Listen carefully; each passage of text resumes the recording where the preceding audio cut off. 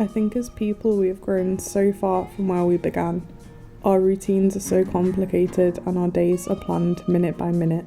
And we feel guilty for taking one unproductive moment. Camping forces us to slow down and take a breath, to live more slowly and simply, to focus on one small task at a time. It can be something we normally take for granted, like a meal, that we may not normally think about, but it's crafted in a more intentional way. Crafting shelter or a fire can get us in touch with the side of ourselves we've left behind. It's literally a pinprick, I can see it. I'd rather give that a go than just go straight sleeping on the floor, you know what I mean? Yeah. I'm hoping they'll have gorilla tape. So it's like that. With it being the first camping trip of the season, we had a few fails. You're right. Yeah, like that. Oh, panic then, I thought we didn't have the pegs. Can you imagine? It'll be disaster free, won't it? Strike free, we're going home. Oh. I'm not having a disaster for.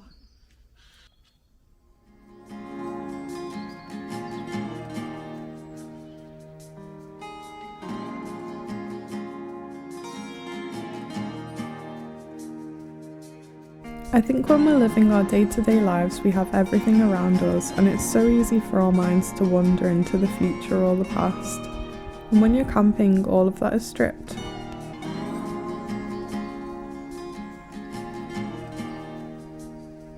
There's a freedom that comes from being able to look up at any time and see the stars instead of the lines of buildings, or listen and not be able to hear traffic, but instead be able to hear birdsong.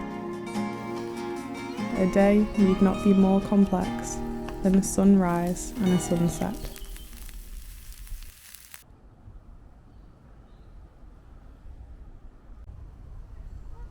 We were camping at the top of a hill right by a lakeside, and we were lucky enough for a little while to get the spot to ourselves.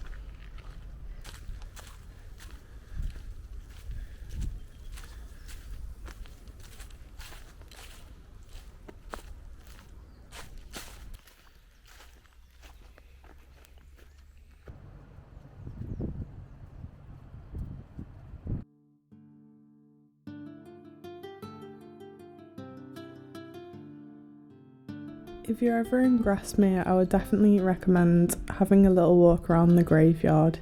It is absolutely beautiful, and some really old graves, including William Wordsworth's grave. One of our favourite spots in Grasmere that I would highly recommend checking out is the gingerbread shop. The gingerbread is cakey and delicious, and it's like nothing you'll have ever had before.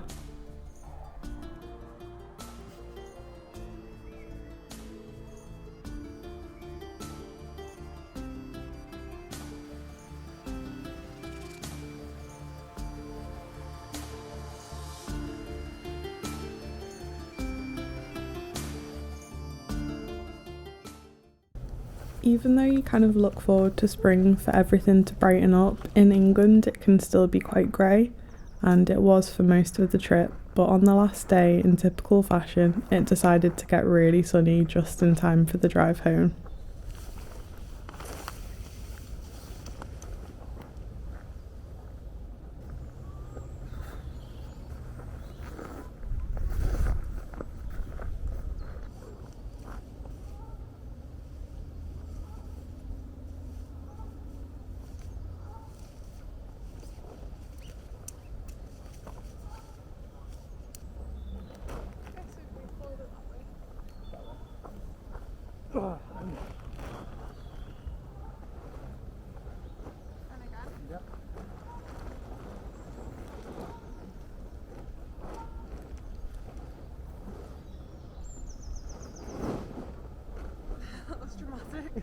It's easy, get it all out in one.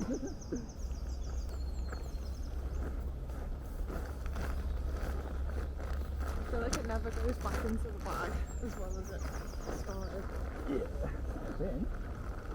We'll have to take it out when we get home anyway. Yeah.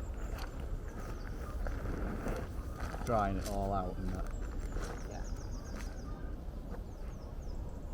God, it's actually like kind of nice. I know. Watch it get really sunny as soon as we go home. I know, it's sod's law, isn't it?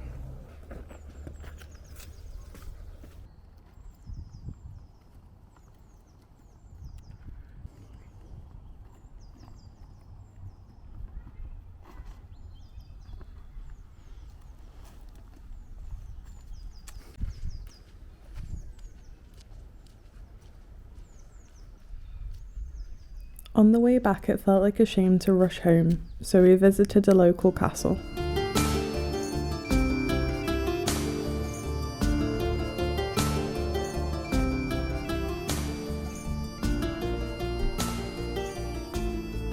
They were holding an exhibition with some pictures that Beatrix Potter and her family had taken on holidays around the area. There was one picture I thought was particularly adorable. She was wearing a sort of Sherlock Holmes-esque hat. I thought it was really cute because you'd normally expect the ladies of that time to be dressed in sort of fancy dresses, but she was just wearing this little jacket and little hat, which obviously showed that she was very much an individual.